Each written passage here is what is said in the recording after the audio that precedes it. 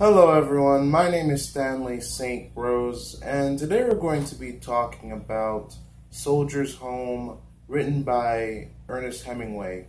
Now, before I go into the summary and analysis of this work, please remember to leave a like, subscribe, and or comment so that the channel can continue to grow. So Soldier's Home is a very interesting short story. It really gives us an idea of what happens to people when they go to war, what happens to soldiers when they come back from war, and how war affects them. So in this work, our narrator refers to our main character as Krebs. That's his last name, and the narrator keeps using the last name, and I think the first thing that you need to get from this short story is that that's very important, and that makes me think about soldiers. I mean, soldiers, you are in a line of command. No one, I mean, you're going to get close to the other soldiers that are in your team or in your platoon, or, that are in your group. You're going to get used to them and maybe know them personally, because you might even die with them. But in the military, in the U.S. military, or in any military, you have to keep in mind that you are in a system. You are a cog in the machine.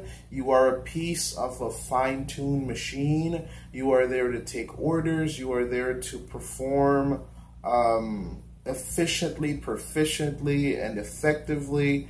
You're not. I mean, soldiers make mistakes, but you're not supposed to make mistakes because soldiers are not there to plan the war. They're not there to answer questions about ethics or is what we're doing right or wrong or anything like that. You are a tool, a arm of the country, getting something done or doing something as commanded. That's the role of a soldier. A soldier is a weapon, a tool. That's how countries view soldiers, or in theory, that's what they're supposed to view them as. Well, the thing is, they do view them as that, but at the same time, soldiers, they're a weapon, yes, they're a tool, but at the same time, they're a human being. And pretty much the story of Krebs or Soldier's Home kind of gives us what happens to the soldier when the soldier is told, you're not a soldier anymore. The war is over, go back home and be a human, and you're not a soldier anymore. And that's easier said than done. And this story by Ernest Hemingway, Soldier's Home, kind of really gives us a close look at what can happen to a soldier when he tries to come home and rebuild his life or take his place back into the system or into society, into the community that he was in. So Krebs, we pretty much get a good understanding of who he is and what his life was like. So before going to World War I, Krebs was a normal kid. I mean, we're told that he went to college, he was in a fraternity, he was normal. I mean, everything that people do, and everything that a young American male would do, he did.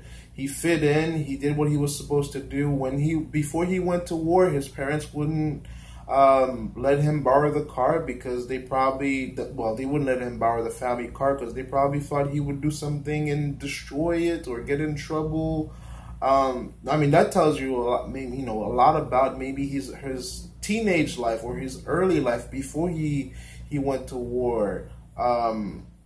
Because when he comes back, his parents try to, kind of like jumpstart his life back to normal, but it doesn't work so well. And the reason is because They give him the card to the family card to go out, go on dates with girls or to get some friends and to be normal, but he doesn't seem to be too interested in things like that. So before the war, Krebs is normal. He has friends. He has, he goes to college. Everything seems normal, but he goes to war. And as you can imagine, World War I was not pretty. Lots of people dying. You're fighting for your country. You're trying to stay alive. There's a lot of atrocities, a lot of bloodshed, a lot of killing. You're a soldier. You're taking orders. I mean, he's called Krebs for a reason. He's called by his last name for a reason.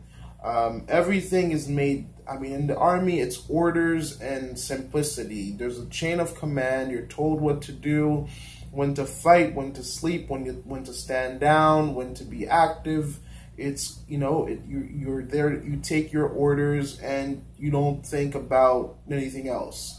And then the war is over, and you're sent back home, and you're thanked for your service. Your country is grateful for you.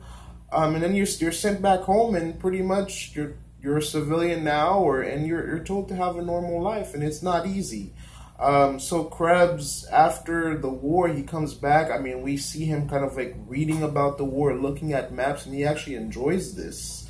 Looking at maps about World War I and different places, different battles he was in, and if he was a good soldier. Like, he thinks about it, was he a good soldier or not? He thinks about, did he do a good job? And honestly, this was, to me, this was actually very mind-opening. He was trying to understand the war after he fought in the war. And that's very significant, to fight in a war and to not understand it. It's significant. It doesn't make sense, and it makes sense. You would think if you're in a war, if you're in a battle, you would understand what's being done and what's being executed. But, you're not, when you're a soldier, you don't have a full view of the battlefield. Most of the time, you're probably in chaos, bullets flying everywhere, people dying, machine gun fire. You're in forests, you're in jungles, you're in all types of land. World War I, it's a world war. So people were fighting everywhere in every country, landscape, whatever. So, you were being asked to do a lot. So when you're in the heat of battle, you're probably not thinking about strategy and the reason why you're being sent to do this and that. You just know that you're taking your orders and you're defending your country one way or another. And so when he comes back and he's learning about the war after having fought in the war, I think that's very significant. It kind of doesn't make sense, but it makes a lot of sense too. I hope that makes sense. Wow. So Krebs, he comes back from war. He actually comes back very late. And his other soldiers, they've come back, they've readjusted. It seems like a lot of the soldiers have readjusted. They've gotten jobs, gone after girls, started their own families. They came back home on time. Krebs, it seems like he has some mental problems in terms of like deeper meaning, in terms of analysis, of analyzing this character. It seems as if he has some mental problems. He was literally, his personality was, took a massive hit. His drive in life is gone because, he comes back home late. He doesn't come back home for the parades or for the festivities. Because like usually the country, when a war is over, there's a specific amount of time that, people want to hear about the war and what happened. Some soldiers lied about certain things. They made it more extreme. They exaggerated, talking about, some soldiers said like, there were women tied to machine guns and a bunch of like exaggerated things. And when Krebs wants to talk about normal things normal things in war, about certain things that he saw, they're not as exciting enough, and he starts to lie to make his story seem more glamorous. But that's not what he wants to do, and that kind of takes away from his view of what the war was to him. So all of this takes place Krebs, I mean, he tries to adjust as much as he can when he's back home. His other soldiers, the other soldiers or the other men in his town that went to war, they came back early. So by the time he comes back, everybody's like, man, you came back very late. Where were you? And I mean, he didn't want to come back, but he comes back anyway. And he comes back and he doesn't, like, the other soldiers, they tried to get their lives back. Because the thing is, like, here's the thing with war. When you go away to war, your place is not, there's no placeholder for you. There's no identical twin or clone that keeps living life the way you would have lived it. Everybody moves on. People grow up. People get married. People have kids. Society moves on. I mean, his town, in Krebs Town, it seems like time stood still. Everything is still the same, but the girls have grown up. The girls are pretty now. They're of marrying age or of dating age, and Krebs noticed this. He actually likes watching the girls go past by his house. He thinks about having a girlfriend, or he thinks about dating, but he doesn't want to make his life complicated. And he tells us this. So Krebs, he's not readjusting the way that his parents would want him to readjust. He pretty much just, he sleeps a lot. He goes around his town. I mean, at first he didn't want to talk about the war, but when he wants to talk about the war, nobody wants to listen. He's playing the clarinet. He's playing pool. He's doing things here and there to keep himself busy. He's learning about the war that he was in. He's sitting on his porch watching the pretty girls go by and looking at their clothes. He notices how they've grown up. He wants to have a girlfriend, but he doesn't want the complication of having a girlfriend, of dating, of getting into the drama. Because, I mean, for civilian life, I mean, people are getting married, the drama of relationships, of family, of society, most of the time we get consumed by it. But when you've been to war and you've seen bloodshed and murder, well, not murder, but, you've seen bloodshed and people dying, heads flying off, body parts exploding, and your comrades dying and your fellow soldiers dying, and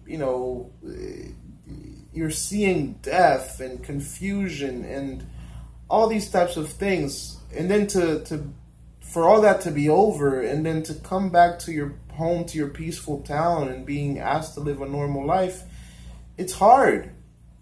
And Krebs, he's pretty much, man, he's like, I don't want to make my life complicated. I don't want to make my life difficult. And his father doesn't seem to be too involved. I mean, it seems like the father wants Krebs to do something with his life, but he doesn't seem to be too involved. The mother wants Krebs to pray and be religious and, have a normal life, go after a pretty girl, get married and do all these types of things. But Krebs, I mean, honestly, he seems bleak and dull and wanting nothing. I mean, he says he wants to have a girlfriend, but he doesn't want it to get complicated. He doesn't want it to get difficult. He doesn't want stress in his life, and he doesn't want consequences. So one way to not have any consequences in life is not to want anything, not to go after anything. So there's no, if you go after nothing, if you want nothing, there's no, you're not winning and you're not losing. You're just sitting on the bench. And honestly, yeah, Krebs sits on the bench of life. I mean, he literally sits on his porch watching pretty girls go by. He likes to look at them, but he's not going to approach them. So he decides to live his life on the sideline. His parents are worried about this. That's why they offer the family car. I mean, he tries to live a better life to make them feel as if there's progress, but Krebs, he's not really interested. So life goes on. He tries to adjust as much as he can. And then, like, towards the end of the short story here, what happens is Krebs, because of his mother, because, like, okay, so his mother wants him to pray. Krebs can't pray. So his connection with even God is, in of a way, lost, because Krebs doesn't have the words to pray. His mother asks him, "Do you love me?" And Krebs says, "I don't love you," or "I don't love anybody." That's an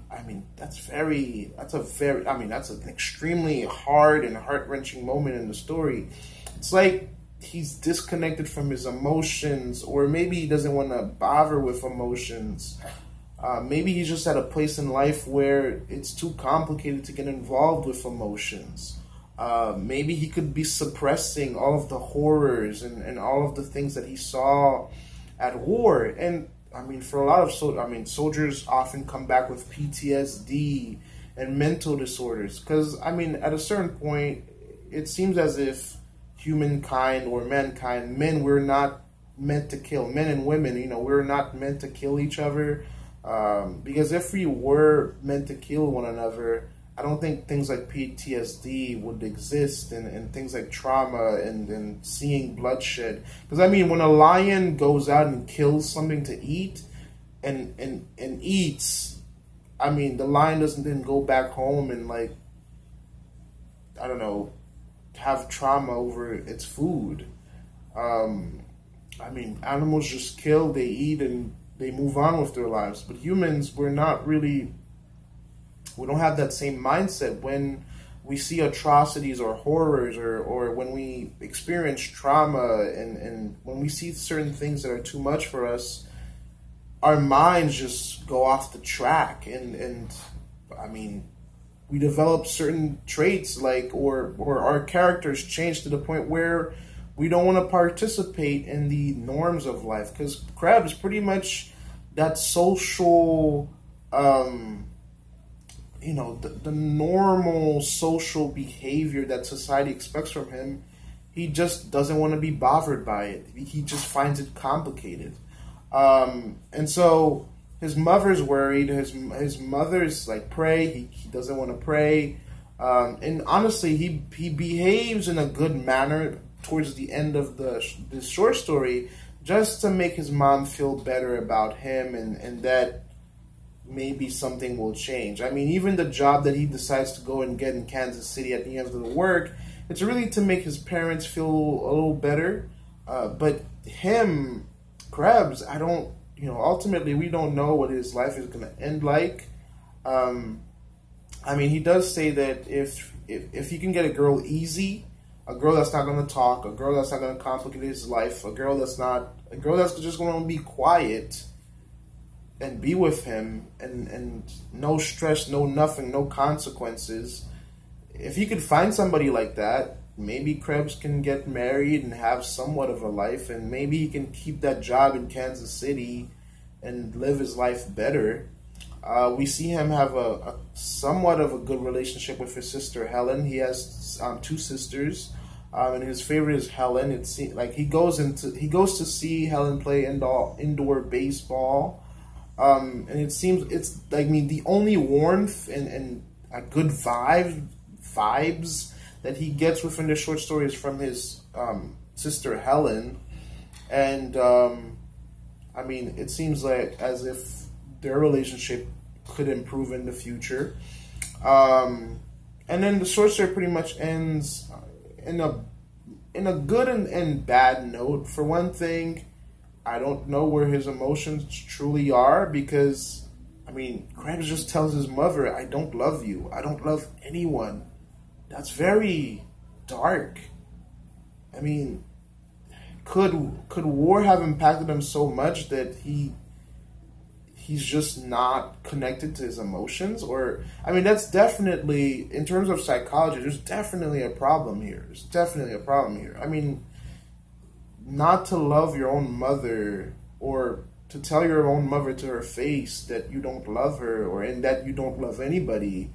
To think that, you know, women are too bothersome to be with. To think that, you know, he doesn't want to meet his dad, because his mom told him to go and meet his dad, and he said, I don't want to meet my father, because his father is a businessman. His father is a staple in the community. His father has a car, has a wife, has kids, has a house. He's successful.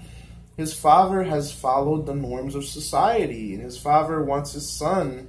The father wants the son to do. He wants Krebs to do the same thing. But Krebs, because of his experiences, he just doesn't see the world the same way that his father sees the world.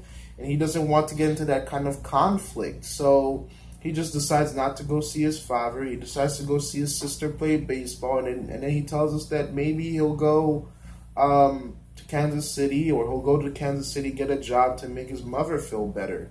And I mean, at the end of the work, it's kind of like a lot of maybes. Maybe he'll do this, maybe he'll do that. There's no 100%, this is all set in stone, that Krebs is going to have a good life. Because, I mean, I don't think that there's 100% certainty that he's going to have a good life. Because you can't just walk away from war. You can't walk away from the impacts of war, the detriments of war. The scene where he tells his mother he loves no one, or and pretty much he's been telling us that he wants nothing, or that nothing interests him enough to matter enough for him to try and get it. I mean, you don't just go to Kansas City and all these problems are fixed. So in my perspective, I think he's gonna keep face to make his parents and society feel better. But his true problems are not addressed, and they're not fixed. And I mean, that says a lot about American culture and what soldiers go through and the price of war. Because you can't really just wave a wand or say a few words and forget about your trauma and your PTSD and the detriments of war. So Krebs definitely, by the end of this work, we know that he's going to deal with his problems for the rest of his life. That's at least my perspective. It's not really a happy ending in my perspective. I think that he's just keeping face to make his society happy, or to follow the social norms of society. Maybe he'll find a girl, maybe he won't. Maybe he'll develop a close relationship with Helen, his sister. Maybe he won't. We really don't know. And the biggest thing for me, in terms of, I'll give you guys another, well, you know, I analyze these works while I'm summarizing them. Another thing I would like to say is, in terms of analysis, I think that it's quite significant that Krebs, in order to make a home for himself, he actually had to leave his home. Because he tells us he's going to go to another place to find it work. So Soldier's Home is not Soldier's Home, because he leaves in the end to make his mom happy and to go find a job in a place where he won't be bothered. So in another way to look at this, in another perspective, I would like to say that there isn't a home for soldiers, because when you come back from war, the you that went to war never really comes back, because the you that comes back from war, your experiences, maybe, you know, your mind is not what it used to be.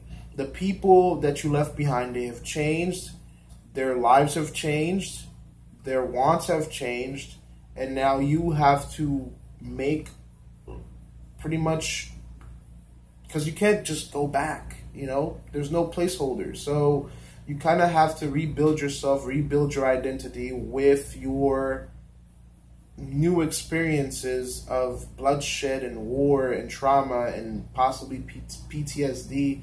Not to mention, some soldiers come back home, you know, with, you know, I don't know, a missing hand, some type of disability, some type of, you know, a missing leg, some type of trauma, some type of medical condition, some type of mental condition. So you never come back home, or if you come back perfectly healthy, you know, what you experienced during war, you're going to have to live with that for the rest of your life. And even though you're fighting for your country, at the end of the day, when you're a soldier and you went to World War One, specifically World War One, in regards to this short story, you know that you went to war and you killed people to defend your country. And maybe some people, I mean, you're always going to defend your country, but some people might find that hard to live down, that they took a life. Even though you were defending yourself, you were defending your country, taking a life is still taking a life, and some people might just find that hard to live with. So going to war, there's always a price to pay. And Krebs definitely paid it, because his experiences, he's gonna have to live with them. He's gonna have to deal with them one way or another. And the first way of dealing with them is by leaving home, because the soldier came home and there was no home. And I mean, I guess now he has to build a home for himself in Kansas City if he actually ends up there. Yeah. Yeah.